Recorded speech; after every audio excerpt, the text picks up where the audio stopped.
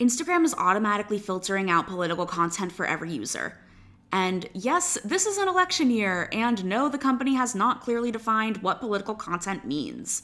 Let's get into it. Instagram and Threads have changed their content recommendation systems to filter out political content from people that you don't follow, which means that during an election year in the US, Instagram's billions of users won't be able to see anything that the algorithm deems political unless they purposefully change their settings. On one hand, this could be useful for people who want a breather from potentially toxic content or misinformation.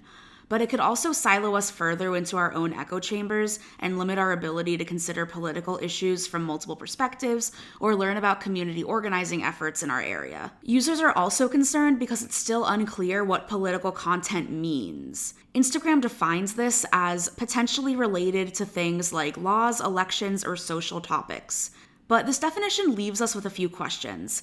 What is potentially related, and what does social topics mean?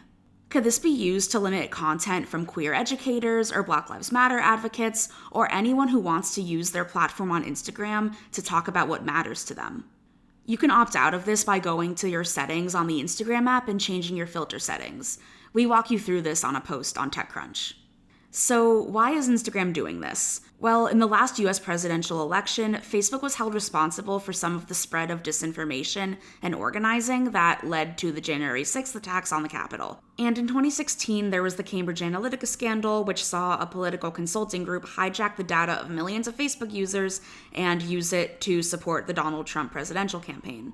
Meanwhile, internationally, Facebook played a role in the genocide in Myanmar and just generally has a horrific track record when it comes to political interference. And all around the globe, Meta continues to deprioritize news across all of its platforms. At Meta HQ, another US presidential election might just mean that another public mishap is inevitable.